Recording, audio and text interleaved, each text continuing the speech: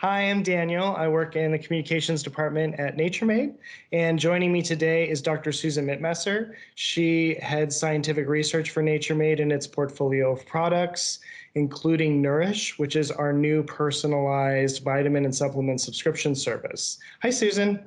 Hi, Daniel. Nice to see you. Nice to see you too. I love that painting in the back, by the way. Thank you. Let's get started. Let's let's kind of lay some foundation here. Like, why do we need sleep? Well, when you think about the pillars of health, sleep is one of three. So you have sleep, nutrition, and physical activity. And sleep is the one that really helps you restore your body. So it's you need long periods of sleep to really help rejuvenate and restore. And there have been identified essential parts of sleep. One is recover and repair. So this is the time during sleep where your tissues and your cells repair, as well as muscle growth occurs. Sleep is needed for energy conservation. This is the time where hormones are produced at night during that restful time. Learning and memory is highly affected by sleep. So this is where you start from the day. You take your memories and all the things you learned in the day and you kind of compartmentalize them in your brain, and your brain goes through this repair and compartmentalizing of those memories. And then finally, it's also a time for your brain to it's called neuron remodeling, but what that really means is neurons communicate to other cells in the body. And what that really means is that the neurons are being almost trimmed and pruned. Think of how you trim and prune a rose bush. Neurons go through that same process while you sleep. So then after a restful night's sleep, your neurons then have better communication synapses, or the communication link between the cells. Interesting. And the communication across the body, basically, right? Like sort of a sharp, okay, interesting. Yeah, absolutely. So, how does it work? How does sleep actually work? So many of you have probably heard of the circadian rhythm. And I have no idea what it is, but yes. or it's also known as your body clock. And what that is, it's the body's physical, mental, emotional behavior change that occurs and your body goes through in a 24-hour period. That's all it means. And how I would best define circadian rhythm is the interplay between some hormones that are naturally produced in your body. So melatonin peaks at night to promote sleep, and cortisol peaks in the morning to promote wakefulness. And again, both of these are produced in the body, and it's almost like this dance between melatonin and cortisol.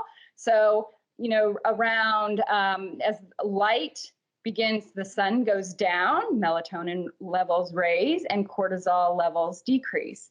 And then as the sun rises, the melatonin levels decrease and the cortisol levels increase to wake the body. And so cortisol is associated with setting the body up for wakefulness, and it also stimulates the production of glucose to use for energy. And all this is really triggered by the light switch of light coming in through the eye, and that's what triggers this whole dance to occur. Oh, interesting. So if you go to bed at a slightly different time, or go to bed much later than you normally would, and you have to get up by a certain so like would throw your rhythm out of whack, right? Yeah, it's always best to have normal sleep regimens and routines, because it does help that natural rhythm and that dance get well coordinated. And you know, there are things that are affected by an imbalance of your circadian rhythm. Your appetite can be affected, other body functions can be affected. It can cause GI distress. And abnormal circadian rhythm is also linked to chronic disease, numerous chronic diseases, cardiovascular disease, diabetes, obesity, mental health illnesses, depression, bipolar disorders. So it's very much in sync with the body rhythm and the body functions. Another quick question I had was, so melatonin, when people like take melatonin, is it because their body's not producing enough, or is it more like they're trying to sort of get into sort of that circadian rhythm, you know? Yeah, it can be twofold. Okay. So as we age, our hormone, as we age, things just don't function as well, or they start to decline in how they function or produce other chemicals in the body, hormones being one of those. So hormone production does decrease with age. Yep. And so adding melatonin as a supplement can help raise your melatonin, your circulating melatonin levels, especially if you take it, few hours before you go to bed. It raises what's happening is the light is not triggering in the brain for the production of melatonin. So this is a way to increase the circulating melatonin. That's a great way to do it. But also, if you've had, to your point, if your schedule's been thrown off, you are traveling to another country on a different time zone, you can reset your circadian rhythm. And so you almost force your body to have this higher dose of melatonin. Therefore, it starts to regulate and coordinate with that nice dance of melatonin and cortisol. Oh, interesting. Wow. Okay. Well, thank you, because I wasn't really sure. Like when you mentioned melatonin earlier, I thought that kind of triggered that question. Another thing you just said, you talked about as we age. So my next question is around the idea of, how much sleep is the right amount of sleep, and does it depend not necessarily on the individual, but on other criteria like your age, like your gender, things like that? So when you think about sleep on a lifetime, projecting life as a lifetime endeavor, you sleep a third of your life. Wow. And so for the first thing I would say is we should not think of sleep as being an unproductive thing I have to do, and so I'll sleep more when I'm dead is what I heard people say. And I'm like, oh my gosh, that is not at all how I feel about sleep. I totally embrace sleep. So what that third of our life helps us do is it makes the 2/3 that we're awake so much more productive. And so it makes us more energetic. It makes our bodies function better. So I think that would be the first thing is let's stop looking at sleep as an unproductive state in which we just kind of do, because it really makes the rest of our life more productive. Now, there are scientific organizations that really set the standards for how much we should sleep. And this is based on scientific evidence, epidemiological evidence, intervention trials, et cetera.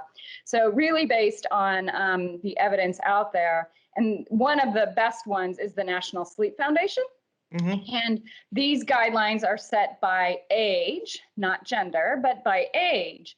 And so it's almost this, when you're very young, you start high, almost sleeping 17 hours a day.